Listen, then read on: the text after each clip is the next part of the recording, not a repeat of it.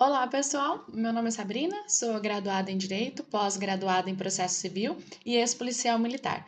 E antes de a gente iniciar a nossa revisão de hoje, só lembrando que o PDF que eu vou utilizar nessa revisão vai estar disponível aqui embaixo na descrição do vídeo. Vamos à nossa revisão.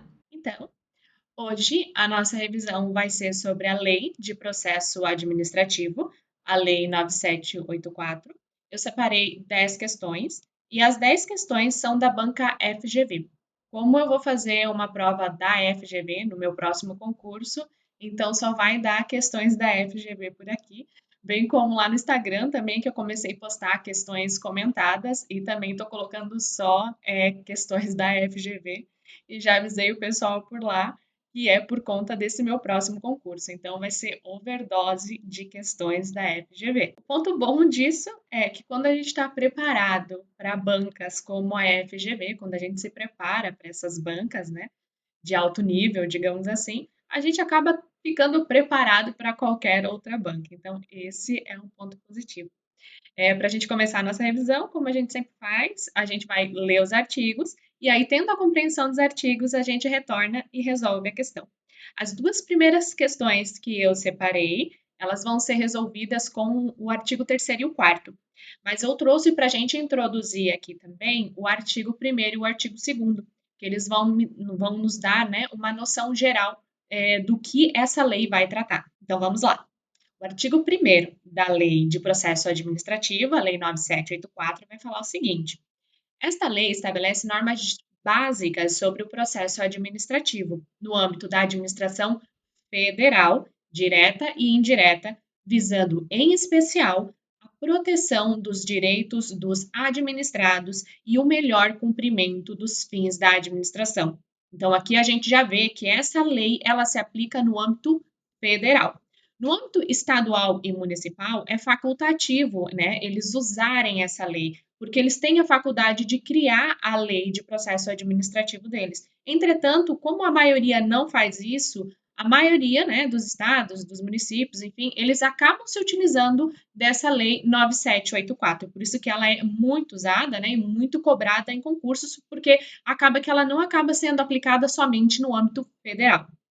Parágrafo 1º vai falar que os preceitos desta lei também se aplicam aos órgãos dos poderes legislativo e judiciário da União, quando no desempenho da função administrativa. Então, aqui essa palavra é chave, né? Vai se aplicar no âmbito do judiciário e do legislativo quando eles estiverem no desempenho da função administrativa, que é a função atípica deles, né? Não é a função comum, mas sempre que eles estiverem desempenhando essa função administrativa, eles vão também se utilizar da Lei 9784.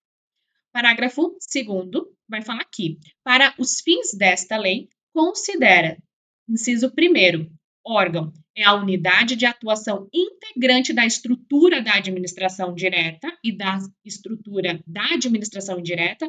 Então, aqui a gente consegue, inclusive, perceber que ele traz o conceito para a gente de órgão, né? Que o conceito de órgão, ele integra a estrutura da administração indireta e a estrutura da administração direta, ou seja, o órgão ele não tem personalidade jurídica. Por quê? Porque ele integra, ele está dentro da estrutura da administração, tanto direta quanto indireta.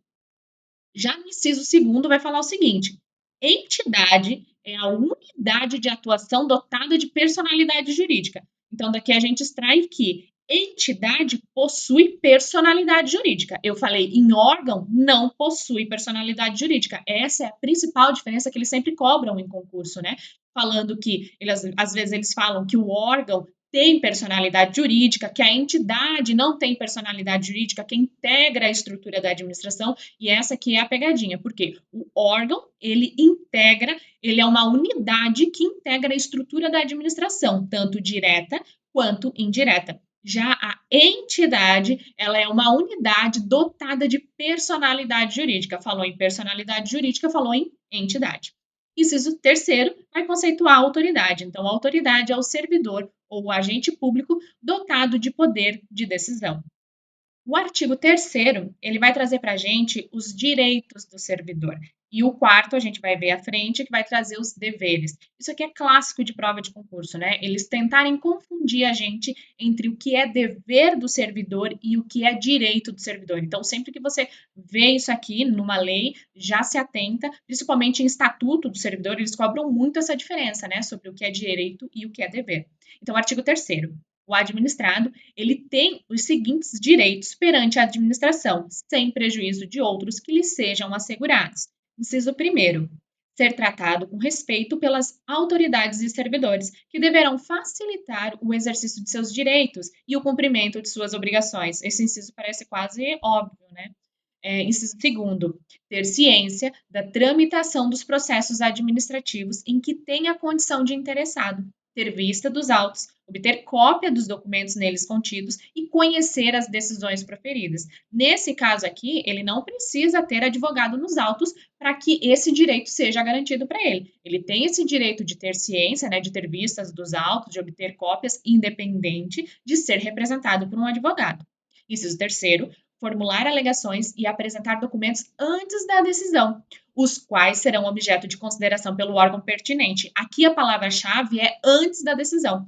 A formulação de alegação dele tem que ser antes da decisão. Então, se vier na sua prova depois da decisão, está errado.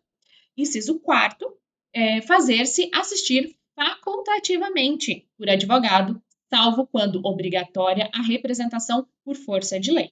Aqui eu trouxe também a súmula vinculante número 5 do STF, que é muito importante, já foi muito batido, já caiu muito em prova, hoje não estão cobrando tanto, né? Mas ela é muito importante.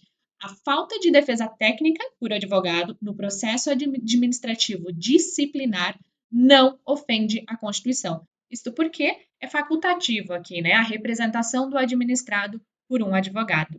O artigo 4º, ele vai falar dos deveres do administrado. Então, são deveres do administrado perante a administração, sem prejuízo de outros previstos em ato normativo. Então, aqui, esse rol, ele é exemplificativo. Inciso 1º, expor os fatos conforme a verdade. É óbvio também, né? Nos parece óbvio. Inciso 2º, proceder com lealdade, urbanidade e boa-fé. 3, não agir de modo temerário. Inciso 4º, prestar as informações que lhe forem solicitadas, colaborar para o esclarecimento dos fatos. Aqui nesses incisos, o que a gente pode verificar é que, no geral, rege, assim como rege a administração pública, né, como um todo, vai reger também, por óbvio, os administrados, que seria o princípio da boa-fé, da moralidade, que vai se aplicar não só aos administrados, como também aos agentes públicos. Sendo assim, vamos resolver as nossas duas questões. A primeira questão, ela vai falar o seguinte: a consecução das funções da administração pública depende de um processo regular que garanta, dentre outros pontos, a proteção dos direitos e o estabelecimento de deveres dos administrados, ou seja, da população em geral. Nesse sentido, em conformidade com a Lei 9784, que estabelece regras para o processo administrativo da Administração Pública Federal, o administrado, alternativa A, deve ter ciência dos autos em que tenha condição de interessado, desde que por meio de advogado, errado, né? Isto porque é facultado a existência de um advogado no processo administrativo, conforme a gente viu. A alternativa B, que a gente vai ver, é a nossa alternativa correta, então vamos até deixá-la por último. Vamos para C. Pode agir, o administrado pode agir de modo temerário em caso de ilegalidade manifesta por parte da autoridade administrativa. É permitido o administrado agir de modo temerário? Negativo, né? Conforme a gente viu no artigo 4º, é um dever, inclusive, do administrado não agir de modo temerário. Então, não existe ressalva aqui para que ele possa agir de modo temerário. Então, a C está incorreta. Vamos a D. O administrado deve colaborar com a autoridade competente para o esclarecimento dos fatos, salvo ausente o procurador. Não, essa também está incorreta. Vamos ver o que ele nos fala no artigo 4º, inciso 4º. O administrado, né, é um dever dele prestar as informações que lhe forem solicitadas e colaborar para o esclarecimento dos fatos. Então, o administrado, ele tem que colaborar com o esclarecimento dos fatos, independente da existência de procurador ou não. Sendo assim, a D também está incorreta. Por fim, vamos à alternativa B, que é a alternativa correta. O administrado pode formular alegações e apresentar documentos para a consideração do órgão competente, desde que antes da decisão. E isso é exatamente o que vai falar para a gente o artigo 3º, inciso 3º, conforme a gente até ressaltou anteriormente, né? Ó, então, é um direito do administrado formular alegações e apresentar documentos antes da decisão. Então, aqui a palavra-chave é antes da decisão. Ele pode sim formular alegação e apresentar documentos, desde que antes da decisão. Sendo assim, a nossa alternativa correta é justamente a letra B, porque ela fala exatamente a literalidade disso, né? Que o administrado ele pode formular alegações e apresentar documentos para consideração do órgão competente, desde que antes da decisão. Perfeito, então nossa alternativa correta na primeira é a letra B. Vamos à questão de número 2.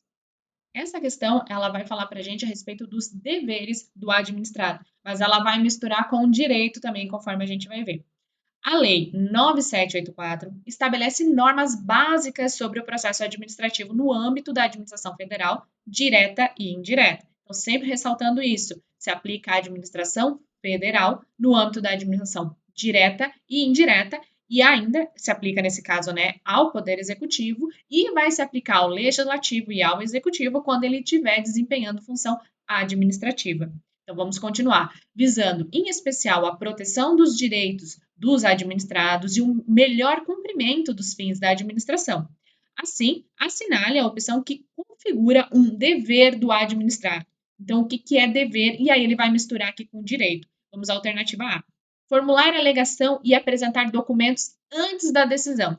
Então, formular alegação e apresentar documentos antes da decisão, conforme a gente viu, é um direito. Aqui no inciso 3, ele fala justamente isso, no artigo 3º, que formular alegação e apresentar documentos antes das decisões, os quais serão objeto de consideração pelo órgão competente. Sendo assim, a alternativa A é um direito, não dever. Alternativa B, ter ciência da tramitação dos processos administrativos em que tenha a condição de interessado. Então, ter ciência da tramitação do processo administrativo também é um direito, o inciso 2º, que vai falar ter ciência da tramitação dos processos administrativos em que tenha a condição de interessado, ter vista dos autos, obter cópias dos documentos neles contidos e conhecer as decisões proferidas. Nesse caso, o inciso 2º do artigo 3º também é um direito, ou seja, a B também está incorreta. C, ser tratado com respeito pelas autoridades e servidores. Nesse caso aqui, também é um direito, né? O inciso 1º do artigo 3º, que também é um direito ser tratado com respeito pelas autoridades e pelos servidores, que deverão facilitar o exercício de seus direitos e o cumprimento de suas obrigações. Alternativa D, não agir de modo temerário. Não agir de modo temerário, conforme a gente viu no artigo 4º, é um dever. Ele está exatamente no inciso 3º do artigo 4º, que vai falar não agir de modo temerário é um dever do administrado. Sendo assim, essa é a nossa resposta nessa questão, porque um dever do administrado é não agir de modo temerário. Vamos finalizar com a letra E, que vai falar fazer-se assistir facultativamente por advogado, salvo quando obrigatória a representação por força de lei. Aqui, conforme o artigo 3º, também é um direito, né, do administrado. Então, tanto a alternativa A, B, C e E são direitos, né? A questão trouxe direitos para a gente, só que no enunciado ela solicitou um dever. Então, nesse caso, um dever é a letra D de dever. Então, vamos à nossa próxima questão. Agora, para a gente tratar da nossa questão de número 3, eu trouxe o artigo 2º. Ele vai começar falando dos princípios. Os princípios não vão se aplicar nessa questão, mas eu já trouxe, né, a título de conhecimento. Então, o artigo 2º ele vai falar que a administração pública obedecerá, dentre outros princípios, então aqui o rol também é exemplificativo, não é o que a gente chama de taxativo, né? Porque o taxativo é quando não abre margem para outros princípios, no caso. Então, aqui, como ele abre margem para outros princípios, porque ele fala dentre outros, então esse rol aqui vai ser exemplificativo. E ele vai falar o seguinte, que são princípios a legalidade, finalidade, motivação, razoabilidade, proporcionalidade, moralidade, ampla defesa, contraditório, segurança jurídica, interesse público e eficiência. Aqui, às vezes, é bom pegar alguma doutrina ou alguma sinopse para pelo menos ter um panorama geral do que cada um desses princípios quer dizer, embora a gente já acabe tendo uma certa noção, né?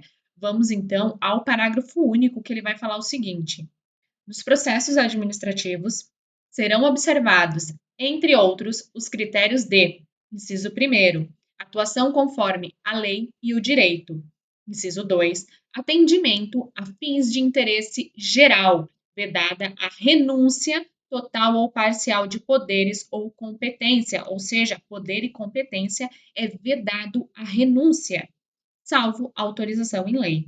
3, objetividade no atendimento do interesse público. Tem que ser objetivo, né? Vedado a promoção pessoal, aqui é impessoalidade, né? De agentes ou autoridades. 4, atuação segundo padrões éticos de probidade, decoro e boa-fé. 5, divulgação oficial dos atos administrativos, ressalvadas as hipóteses de sigilo previsto na Constituição. Isso a gente vê lá na Lei de Acesso à Informação, né? Inclusive foi a última aula a última revisão que a gente teve. 6, adequação entre meios e fins, vedada a imposição de obrigação, de restrição e sanção em medida superior àquelas estritamente necessárias ao atendimento do interesse público, porque eu sempre preciso visar o fim público, né? 7, indicação dos pressupostos de fato e de direito que determinam a decisão. Aqui é o que a gente chama nos atributos do ato administrativo de motivo, né? Que são os pressupostos de fato e de direito. Inciso 8, observância das formalidades essenciais à garantia do direito dos administrados. 9, adoção de formas simples, suficientes para propiciar adequado grau de certeza, segurança e respeito aos direitos dos administrados. 10, garantia dos direitos à comunicação, à apresentação de alegação final, a produção de provas, a interposição de recursos nos processos de que possam resultar sanção e situações de litígio. 11, proibição de cobrança de despesa processual, ressalvada as previstas em lei.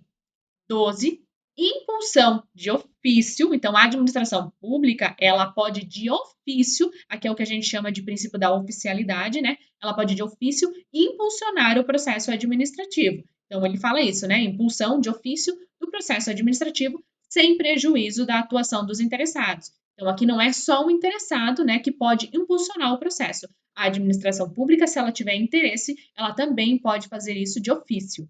13, interpretação da norma administrativa, de forma que melhor garanta o atendimento do fim público a que se dirige, vedada a aplicação retroativa de nova interpretação. Aqui, a presença do princípio da irretroatividade, né? Da não aplicação de um novo entendimento a fatos anteriores. Vamos então resolver a nossa questão. A questão 3 vai falar aqui: João Dória realizou um pedido perante o órgão pertinente do Estado do Maranhão para o deferimento de ato administrativo simples e vinculado, mediante a juntada dos documentos que acreditava serem suficientes para tanto. Não obstante, a autoridade competente, para a respectiva apresentação, solicitou outros documentos que contêm informações necessárias para o esclarecimento dos fatos, sendo certo que tais dados são adequados e relevantes para o deferimento do ato. Considerando as disposições gerais da Lei 9784, assinale a alternativa correta. Alternativa A: caso a solicitação não seja atendida por Jandora. Então, foi solicitado os documentos pertinentes e ela não atendeu. Eventual indeferimento do pedido não precisa indicar os pressupostos de fato e de direito que levaram à decisão?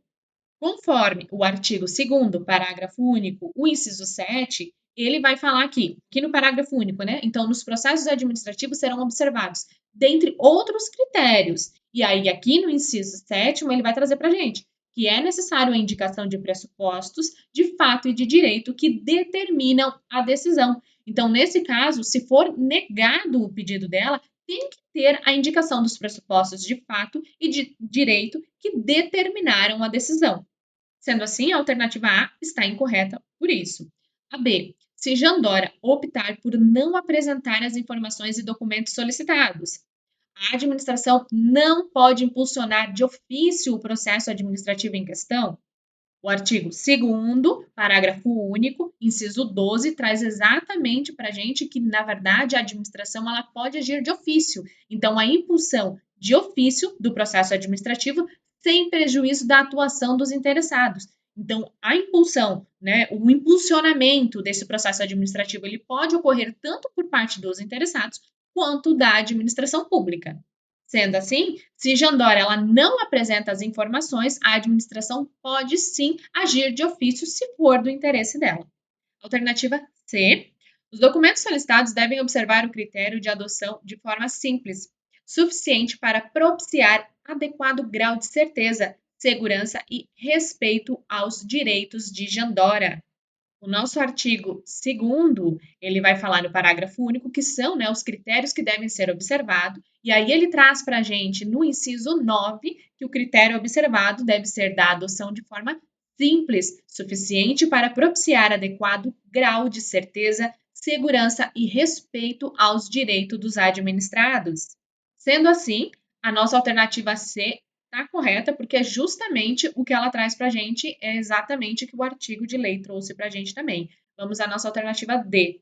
A administração pode solicitar todas as informações que considerar cabíveis para o deferimento do ato solicitado por Jandora, independentemente da adequação entre meios e fins, quanto às obrigações impostas para tanto. Então, qual é o erro aqui? Colocar que é independente da adequação entre os meios e os fins. Isto porque o artigo 2º, no parágrafo único, no inciso 6, ele vai falar que deve haver, né, a adequação entre os meios e os fins, vedada a imposição de obrigações, restrições e sanções em medida superior àquela estritamente necessária para atender o fim público. Então, sempre tenho que visar o fim público. Eu não posso fazer nada que extrapole isso. Se eu fizer, está incorreto. Sendo assim, essa alternativa está incorreta. E, por fim, a alternativa E, que vai falar que, ainda que a imposição das obrigações em questão corresponda à nova interpretação de lei, não há vedação quanto à sua aplicação retroativa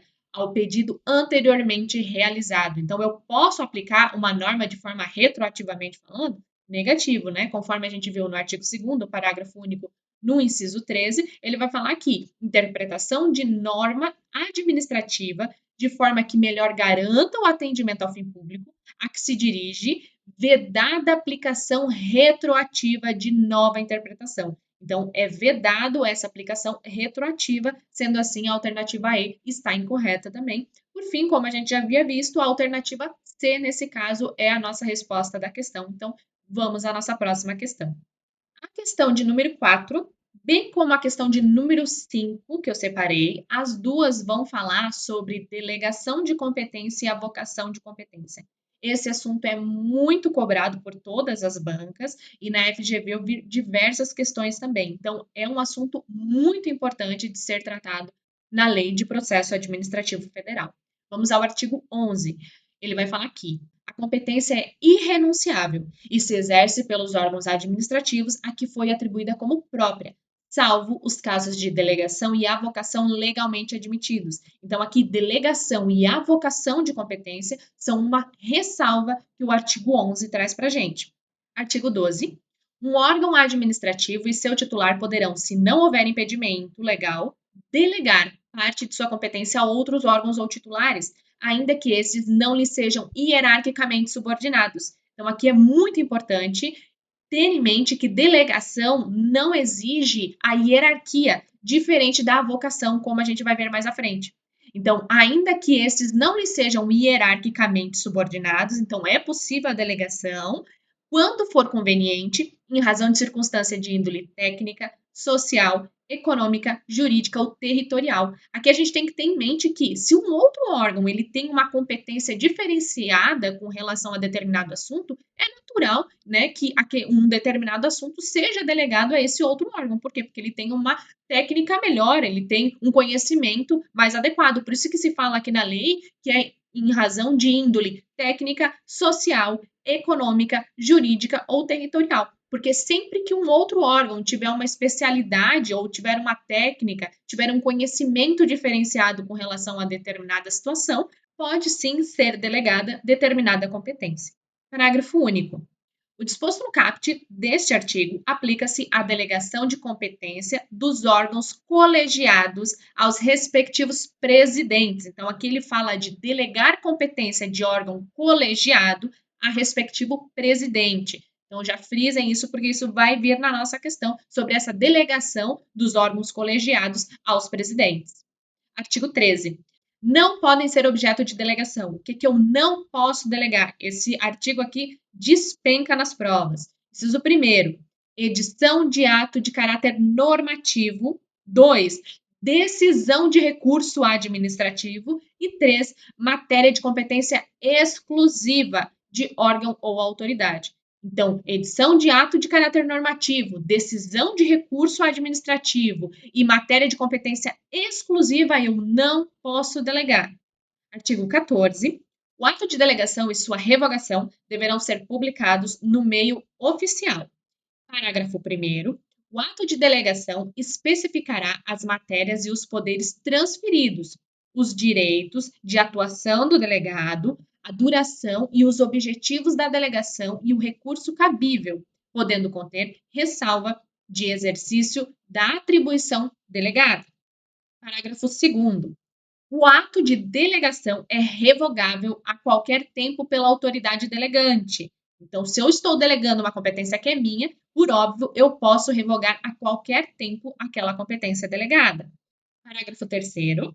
As decisões adotadas por delegação devem mencionar explicitamente esta qualidade, ou seja, deve estar explícito que aquela decisão é uma decisão que foi delegada. E considerar-se-ão editadas pelo delegado, não pelo delegante, para quem concedeu a competência daquela decisão, mas sim por quem tomou aquela decisão, que é o delegado. Artigo 15. Será permitida, em caráter excepcional e por motivos relevantes devidamente justificáveis, a avocação temporária de competência atribuída a órgão hierarquicamente inferior.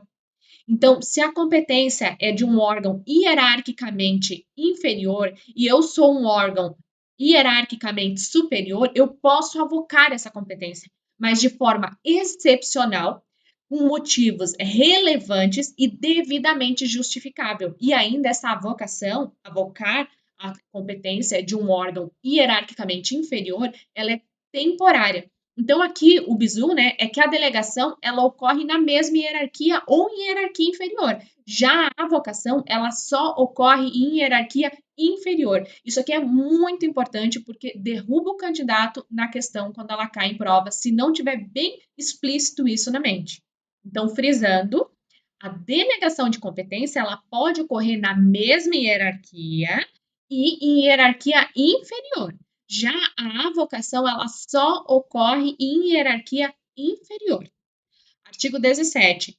Inexistindo competência legal específica, o processo administrativo deverá ser iniciado perante a autoridade de menor grau hierárquico para decidir. Vamos resolver as nossas questões. Questão 4. João e Guilherme são agentes públicos lotados na repartição XYZ, inexistindo qualquer relação de hierarquia entre eles. Então, inexiste hierarquia entre eles. Então, a gente já vê aqui que não pode acontecer o fenômeno da avocação, tão somente o fenômeno da delegação. Um determinado dia, João pretende delegar a atribuição administrativa não exclusiva para Guilherme. Então, João pode delegar, sim, para o Guilherme. Por sua vez, Guilherme tem a intenção de avocar as atribuições do João. A gente já sabe que o Guilherme não pode avocar as atribuições do João, porque a avocação ela só ocorre quando há hierarquia inferior. E eles possuem a mesma hierarquia, né? Porque a questão fala que não existe hierarquia, e não existe hierarquia entre eles. Então, vamos à leitura das proposições. Nesse cenário, é correto afirmar que João A. Poderá delegar as atribuições para Guilherme? Sim, João pode delegar. Nesse mesmo sentido, Guilherme poderá avocar as atribuições de João? Guilherme não pode avocar aqui as atribuições de João, porque eles possuem a mesma hierarquia. B. João não poderá delegar as atribuições para Guilherme. Errado, porque João pode sim delegar as atribuições para o Guilherme. C. João não poderá delegar as atribuições para o Guilherme. Incorreto também. D. João poderá delegar as atribuições para Guilherme. Correto. Por outro lado, Guilherme não poderá avocar as atribuições de João. Correto. Pode haver aqui o fenômeno da delegação, mas não pode da avocação, porque na avocação eu preciso ter a hierarquia inferior. Vamos analisar qual é o erro da alternativa E. Vai falar aqui: João poderá delegar as atribuições para Guilherme.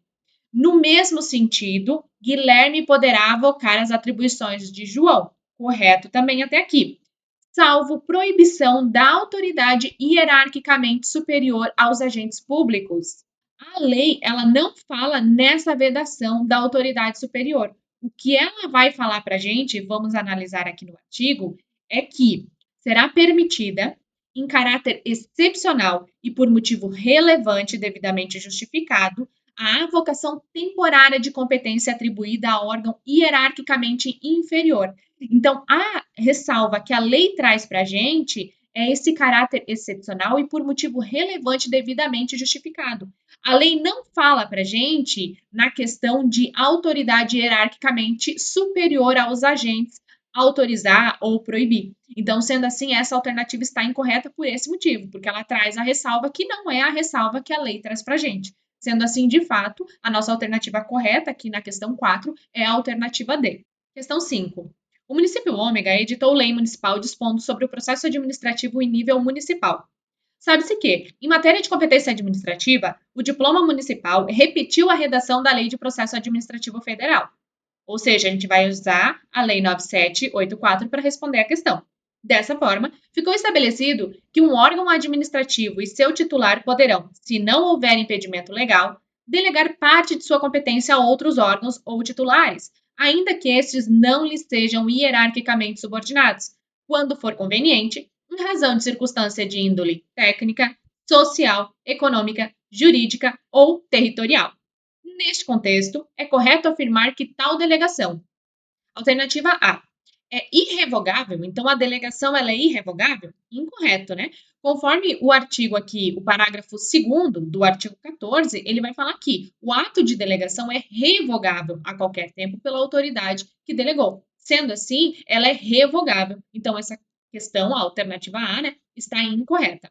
Quanto às alternativas B, C e D, elas vão trazer para a gente a literalidade do artigo 13. O artigo 13 ele fala que eu não posso delegar uma edição de ato normativo, não delego edição de ato normativo, eu não delego decisão de recurso administrativo e eu não delego matéria de competência exclusiva. Então, olha o que a alternativa B traz para a gente. A delegação ela pode ter por objeto edição de ato normativo, de caráter normativo? Errado, né? Alternativa C. A delegação ela pode ter por objeto a decisão de recurso administrativo? Incorreto também. Alternativa E.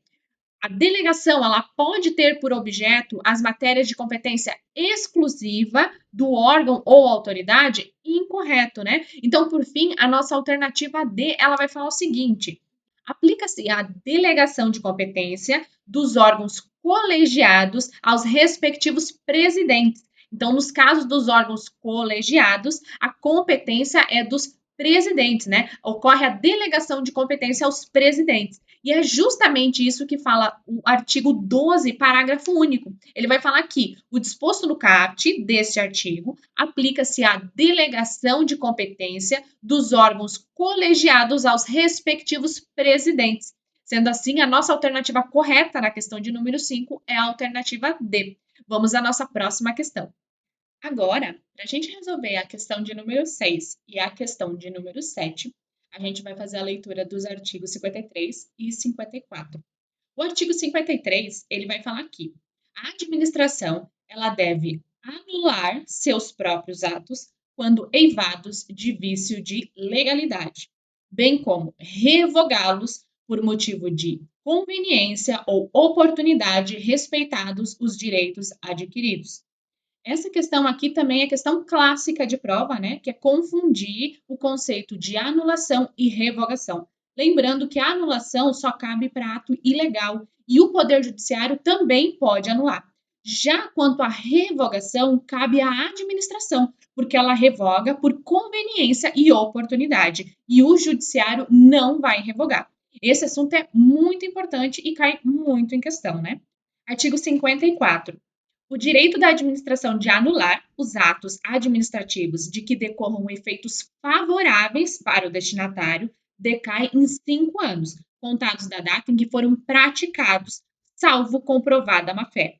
Então, aqui várias coisas importantes nesse artigo 54. Primeiro, que a administração ela vai anular, ela não vai revogar, ela vai anular os atos que vão decorrer de efeitos favoráveis para o destinatário. Isso quer dizer que esse ato é um ato ilegal, porque ela vai anular, e a anulação é para ato ilegal, já a revogação é por oportunidade e conveniência da administração.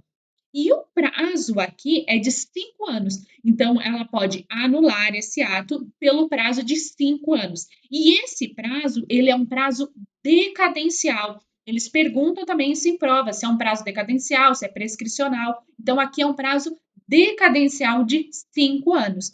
E é contado da data em que foi praticado, salvo comprovada má-fé. Então, se houver má-fé, não haverá esse prazo de 5 anos para ela poder anular esse ato.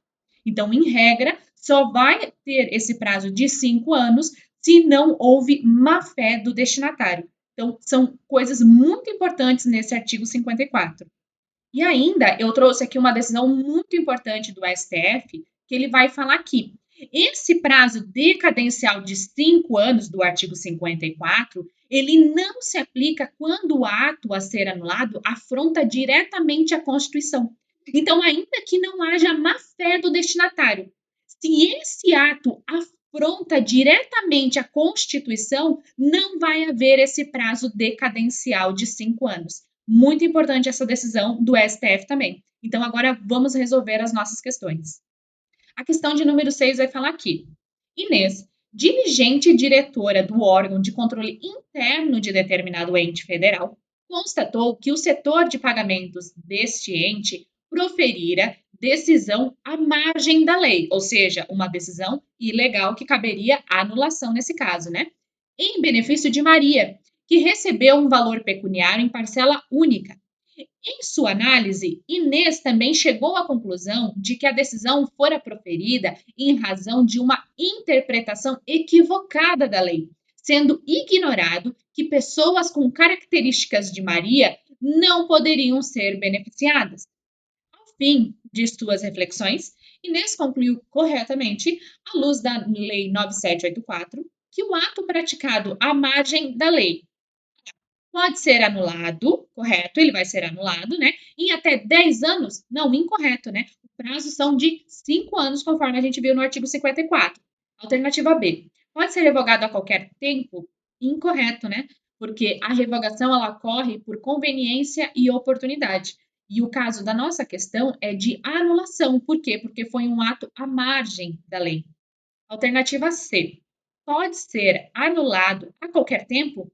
Incorreto, porque a anulação aqui ela só ocorreria a qualquer tempo se fosse caso de má-fé, conforme o artigo 54. E o enunciado não trouxe para a gente em nenhum momento que seria caso de má-fé, que tivesse ocorrido má-fé por parte do destinatário. Então, a alternativa C está incorreta. Antes de analisar a alternativa correta, vamos a E, que é incorreta, e depois a gente retorna e analisa a alternativa correta. A alternativa E vai falar aqui. É considerado convalidado após o decurso de 1 ano de sua prática?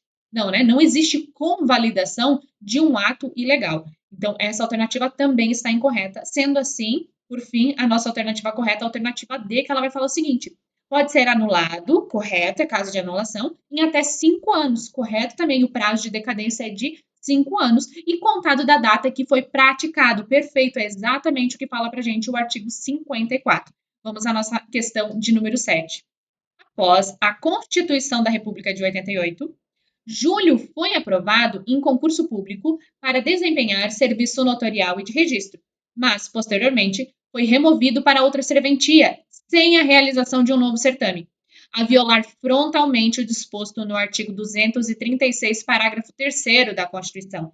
Esse artigo 236, parágrafo 3º, ele fala exatamente isso, que tem que ser realizado um novo concurso, ou seja, não poderia ocorrer essa remoção, teria que ser realizado um novo concurso. Passados mais de 5 anos da mencionada remoção, foi verificada a flagrante inconstitucionalidade da situação de Júlio, sendo correto afirmar, em sede de controle administrativo, à luz do entendimento do STF, que, antes de a gente iniciar a análise das alternativas, vamos reler aqui esse entendimento do STF, que ele é justamente pertinente a essa questão, que ele fala que o prazo decadencial de 5 anos do artigo 54, ele não se aplica quando o ato a ser anulado afronta diretamente a Constituição. Então, ainda que não haja má-fé do destinatário, se o ato afrontar diretamente a Constituição, não existe a decadência do prazo de 5 anos para anular esse ato. E a alternativa A, ele vai falar o seguinte: o dever de invalidar a remoção de Júlio está fulminado pela decadência? Não, não está fulminado pela decadência. Por quê?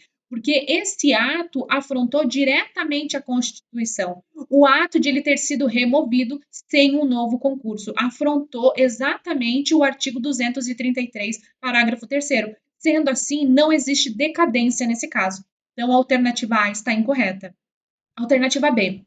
O dever de invalidar a remoção de Júlio está fulminado pela decadência? Também incorreto, né? A questão C é a nossa questão correta, então vamos analisar primeiro a D e a E. A D vai falar o seguinte: a pretensão de invalidar a remoção de Júlio está prescrita. Incorreto. O entendimento do STF, na verdade, é que não se opera nem a prescrição nem a decadência quando um ato afronta diretamente a Constituição.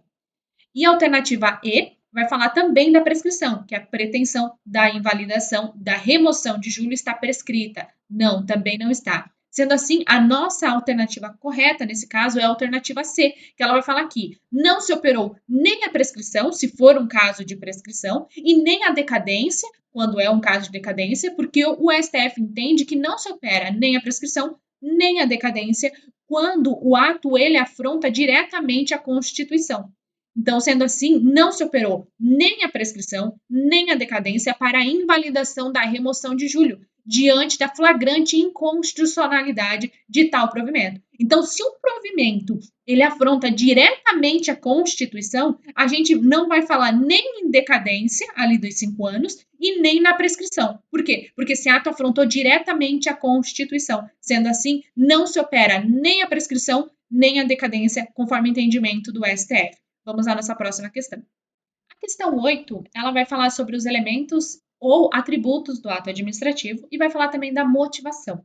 O artigo 50, ele fala para a gente que os atos administrativos deverão ser motivados, com indicação de fato e fundamento. Quando? Então, quando vai ter que haver a motivação do ato administrativo? Primeiro, quando se negar, limitar ou afetar direito ou interesse. Quando se impor ou se agravar um dever, um encargo ou uma sanção. Quando se decidir sobre processo administrativo de concurso ou seleção, quando se dispensar ou se declarar inexigibilidade de processo de licitação, quando se decidir recurso administrativo, quando se decorrer de reexame de ofício da administração, quando deixar de aplicar jurisprudência afirmada sobre uma questão ou se discrepar de parecer, laudo proposto relatório, ou ainda quando importar em anulação, revogação, suspensão ou convalidação de um ato administrativo. E vale lembrar que tem atos que não vão precisar ser motivados, como, por exemplo, a exoneração de um servidor comissionado. Eu não preciso motivar. Mas, lembrando aqui, a teoria dos motivos determinantes, né? Que é aquela teoria que ela vai falar que se eu não precisar motivar um ato, mas eu motivar, eu estou vinculada àquele ato.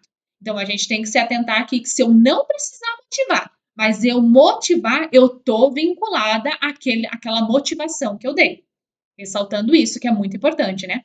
O parágrafo primeiro, ele vai falar aqui. A motivação ela deve ser explícita, clara e congruente. podendo consistir em declaração de concordância com os fundamentos de anteriores parecer, informação, decisão ou proposta, que nesse caso serão parte integrante do ato. Vamos resolver a nossa questão. A questão 8 vai falar aqui. João, agente público de direito, editou um ato administrativo sancionatório, punindo um subordinado que violou o regime jurídico administrativo, após a observância do contraditório e da ampla defesa, com os sectários do devido processo legal. Nesse cenário, considerando os elementos do ato administrativo e as disposições da Lei 9784, é correto afirmar.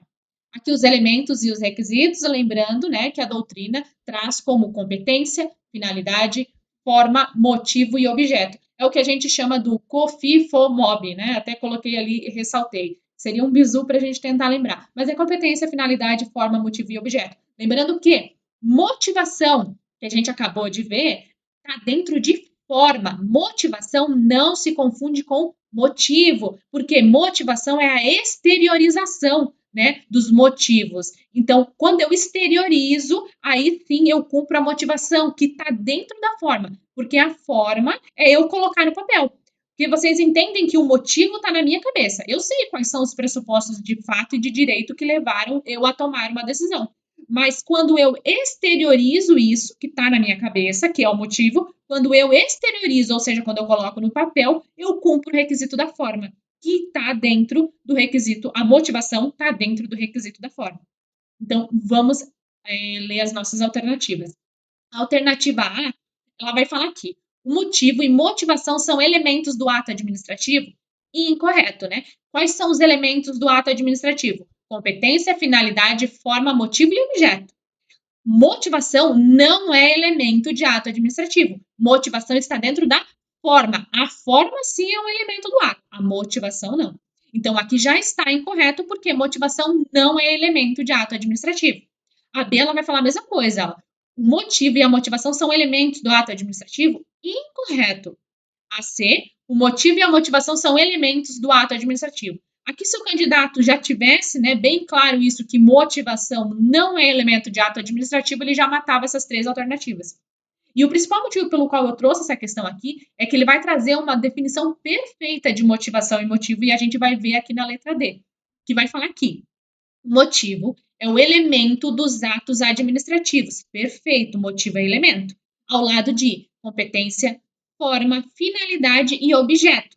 Perfeito, isso aqui são todos os elementos, né, que compõem um ato administrativo. Então, aqui a questão ela conceituou perfeitamente os elementos ou atributos, né, do ato administrativo. E aí ele vai falar aqui, motivo diz respeito às situações de fato e de direito que justificam a edição do ato administrativo. Perfeito, motivo é a situação de fato e de direito que justifica um ato. E motivação, por outro lado, é a exteriorização dos motivos. Então, quando eu exteriorizo os motivos, eu cumpro a motivação, que está dentro da forma. E exigível no caso concreto, em razão da natureza sancionatória do ato administrativo. Perfeito, porque quando eu aplico uma sanção, eu preciso da motivação. Então, aí ele aplicou uma sanção aqui, né? Ó, foi um ato sancionatório. Sendo assim, nos casos de sanção, quando eu aplico uma sanção, o artigo 50 aqui vai falar para a gente que eu preciso da motivação. Então, perfeito, a motivação foi cumprida nesse caso. Essa alternativa D aqui, vocês poderiam até colocar esse conceito de motivo e de motivação, anotar, enfim, porque realmente é um conceito perfeito, tá? Motivo realmente ele diz respeito à situação de fato e de direito, e motivação é a exteriorização dos motivos, exigido no caso concreto quando há a sanção. Então tá perfeita essa alternativa. Vamos analisar a alternativa E e o porquê do erro dela. Vai falar aqui, motivo é elemento dos atos administrativos, ao lado de competência, de forma, de finalidade, de objeto, até aqui, ok. Motivo diz respeito a situações de fato ou de direito que justificam a edição de um ato. Perfeito também. Motivação, por outro lado, é a exteriorização dos motivos. Ok também. Inexigível no caso concreto, em razão de ausência de previsão legal, completamente equivocado, né? Errado. Por quê? Porque se tem sanção, conforme o nosso artigo 50, quando importar ou agravar um dever, um encargo ou uma sanção. Então, importou em sanção, eu preciso sim da motivação. Sendo assim, a alternativa E está incorreta e a nossa alternativa correta é a alternativa D, que está perfeita. Vamos à nossa próxima questão. A questão 9, ela vai falar a respeito da suspensão ou do impedimento de um agente, de um servidor, né, de uma autoridade. O artigo 18, ele vai falar aqui: é impedido de atuar em processo administrativo o servidor ou autoridade que, primeiro, tenha interesse direto ou indireto na matéria. 2, tenha participado ou venha participar como perito, testemunha ou representante, ou se tais situações ocorrerem quanto ao cônjuge, companheiro ou parente e afins até o terceiro grau. 3, esteja litigando judicial ou administrativamente com o interessado ou respectivo cônjuge ou companheiro. Artigo 19. A autoridade ou servidor que incorrer em impedimento deve comunicar o fato à autoridade competente, abstendo-se de atuar. Parágrafo único. A omissão do dever de comunicar o impedimento constitui falta grave para efeitos disciplinares. Lembrando que a situação de impedimento ela é absoluta, então não existe nenhuma hipótese de o agente aqui do servidor ele atuar no processo administrativo quando ele está impedido. Agora, quanto à suspensão, artigo 20. Pode ser arguída a suspensão de autoridade ao servidor que tenha amizade íntima ou inimizade notória com algum dos interessados, ou com os respectivos cônjuges, companheiros, parentes e afins até o terceiro grau. Artigo 21. O indeferimento da alegação de suspensão poderá ser objeto de recurso sem efeito suspensivo. Aqui, lembrando que a suspensão ela é relativa. Então, o impedimento ele é absoluto, o servidor ele não pode atuar em hipótese alguma, porque realmente ele vai estar totalmente parcial na situação. Já na suspensão, existe apenas uma suspeita de que ele poderia ter uma certa parcialidade, mas essa suspensão ela é relativa. Por isso que, se for indeferido a alegação de suspensão, o recurso aqui é sem efeito suspensivo. Então, esse recurso sem efeito suspensivo é para suspensão, porque ela é relativa, diferente do impedimento. No impedimento, ele é absoluto, não pode haver a atuação do servidor em hipótese alguma. Vamos resolver a nossa questão. A questão 9 vai falar aqui. João, servidor público federal, ocupante de cargo de direção em determinado ente da administração pública indireta com personalidade jurídica de direito público, recebeu para decisão um recurso hierárquico interposto em um processo licitatório pela sociedade empresária. Ao analisar os autos, constatou que a representante desta pessoa jurídica era Maria, filha do irmão de seu pai. Maria aqui é prima dele, então, né? Porque Maria, ela é filha do irmão do pai do João. Ou seja, ela é prima do João. E aqui, para efeitos civis, ela é parente de quarto grau. O primo é o nosso parente de quarto grau. Então, vamos aqui. A questão ela vai falar aqui. Ao analisar a Lei 9784, à luz dos estritos termos da narrativa, João concluiu corretamente que está impedido de atuar, considerando o parentesco, ele não está impedido, nem impedido nem suspeito. Por quê? Porque a Maria, aqui no caso, ela é prima dele, parente de quarto grau. E a lei fala que existe o impedimento no caso dos parentes até terceiro grau. Então, na verdade, o João ele não está nem impedido nem suspeito de atuar. Então, a alternativa A e B está incorreta. Vamos analisar a D e a E primeiro antes de ver a correta. A D vai falar aqui: somente estará impedido caso tenha orientado Maria no curso do processo. Também não é correto, porque a legislação não fala que é caso de suspensão nem de impedimento se ele tivesse dado uma orientação. Alternativa E.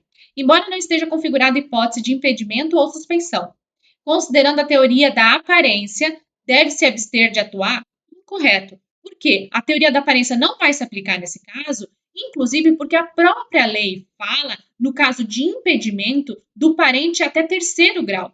Então, a lei está sendo clara que aqui o impedimento seria para parente até terceiro grau. Maria é parente de quarto grau, então não se aplica impedimento e não se aplica suspensão. A alternativa C, ela vai falar o seguinte: a situação descrita não configura hipótese de impedimento ou de suspensão para a situação. Perfeito. É justamente a nossa alternativa correta na questão 9. Vamos então à nossa questão de número 10. Agora, a questão 10, para a gente encerrar com chave de ouro, eu trouxe essa questão que ela vai cobrar só súmula do STJ. Então, para a gente resolver ela, a gente tem que saber várias súmulas do STJ, porque todas as alternativas são algum entendimento da súmula. Para a gente ver como súmula é importante, né, nas questões da FGV, principalmente, claro, se tiver no seu edital que cobra súmula, então você tem que saber todas as súmulas ali pertinentes a cada assunto, porque sim, é passível de a FGV fazer uma questão só com súmula, como a gente vai ver que é o caso aqui. Então, eu trouxe as súmulas pertinentes à questão. A gente vai ver que todas elas dizem respeito ao processo administrativo. Então, a gente vai resolver uma questão de processo administrativo só baseado em súmula do STJ. Então, a súmula 611, ela vai falar aqui: desde que devidamente motivada e com amparo em investigação ou sindicância, é permitida a instauração de processo administrativo disciplinar com base em denúncia anônima, em face do poder-dever de autotutela imposto à administração. Então, essa súmula está falando que sim, eu posso, com base numa denúncia anônima, instaurar um processo administrativo disciplinar, um PAD, desde que antes haja uma investigação, né, ou uma sindicância. Muito importante essa súmula, tá? Súmula 591.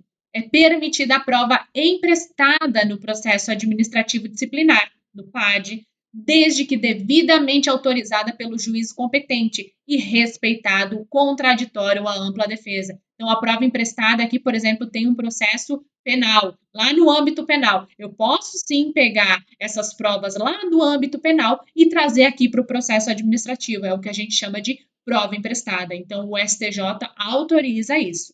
Súmula 592. O excesso de prazo para conclusão do processo administrativo disciplinar só causa nulidade se houver demonstração do prejuízo à defesa.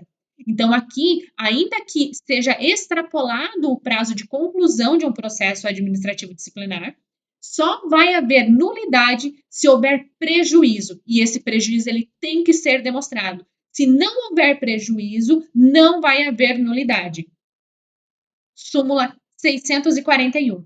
A portaria de instauração do processo administrativo disciplinar prescinde, ou seja, dispensa, exposição detalhada dos motivos a serem apurados. Então, eu não preciso expor detalhadamente os fatos a serem apurados na portaria que instaura um processo administrativo disciplinar. E, por fim, a súmula vinculante número 5, que já é uma súmula bem conhecida, né? Ele vai falar, a súmula vinculante do STF, vai falar que a falta de defesa técnica por advogado no processo administrativo disciplinar não ofende a Constituição. Vamos analisar a nossa questão 10. Ela vai falar aqui: por meio de denúncia anônima, a autoridade competente do município do Rio de Janeiro tomou conhecimento de que Janete, servidora pública ocupante do cargo efetivo do aludido ente, cometeu falta gravíssima no exercício de suas atribuições. Após a investigação, foi instaurado um processo administrativo disciplinar, cuja portaria não minudenciou todos os fatos a ela imputados. Na fase instrutória, foi utilizada a prova emprestada do processo criminal, autorizada pelo juízo competente, e a defesa técnica foi apresentada por Maura, servidora mais antiga constituída por Janete, que não é advogada. Após extrapolar o prazo previsto em lei para a conclusão e garantir a ampla defesa e o contraditório, o processo resultou na aplicação de pena de demissão de Janete. Diante dos fatos narrados, a orientação sumulada pelos tribunais superiores é no sentido de que esse enunciado está perfeito, né? Ele trouxe várias informações aqui para a gente que já dá para sacar, conforme a leitura que a gente fez das súmulas, o que ele vai perguntar para a gente. A alternativa A vai falar aqui: o processo administrativo disciplinar não poderia ter sido instaurado em decorrência de denúncia anônima, conforme a gente viu na jurisprudência, pode sim ser instaurado com base em denúncia anônima, né? Desde que haja uma investigação anterior, desde que haja uma sindicância e eu constate realmente os fatos, eu posso sim instaurar um processo administrativo disciplinar baseado numa denúncia anônima. Alternativa B: a utilização da mencionada prova emprestada é permitida, uma vez que é autorizada pelo juízo competente e respeitado o contraditório e ampla defesa. Perfeito, a gente leu isso também na jurisprudência, né? Desde que seja permitida pelo juízo, a prova emprestada ela é permitida, ela é autorizada e, claro, eu tenho que respeitar o contraditório e a ampla defesa. Alternativa C. O excesso de prazo para a conclusão do processo administrativo em questão enseja a nulidade da decisão, independente de prejuízo para a defesa. Incorreta essa alternativa, né? Se não houver prejuízo, conforme a gente viu na súmula, não causa nulidade o excesso de prazo no processo, na conclusão do processo administrativo. D. A portaria de instauração é nula, pois era imprescindível que contivesse a exposição detalhada dos fatos. Não, conforme a gente viu também, a portaria ela não precisa conter a exposição detalhada dos fatos, porque prescinde. A portaria ela prescinde a exposição detalhada dos fatos, ou seja, dispensa a exposição detalhada dos fatos. Alternativa E, há vício insanável no processo administrativo, na medida em que a falta de defesa técnica por advogado é inconstitucional. Conforme súmula vinculante do STF, eu não preciso de defesa técnica no processo administrativo, ela é dispensada, né? A súmula fala aqui, a falta de defesa técnica por advogado no processo administrativo não ofende a Constituição. Sendo assim, a E também está incorreta. A nossa alternativa correta nesse caso é a alternativa B, na questão de número 10. Por fim, a gente chega ao final dessa revisão de hoje da Lei 9784. Espero que ela tenha sido de grande valia para vocês. Lembrando que lá no Instagram, no @revisão bisurada, eu estou postando diariamente questões sobre diversas matérias do direito, questões comentadas. Então, me siga lá também e a gente se vê no próximo Revisão Bisurada.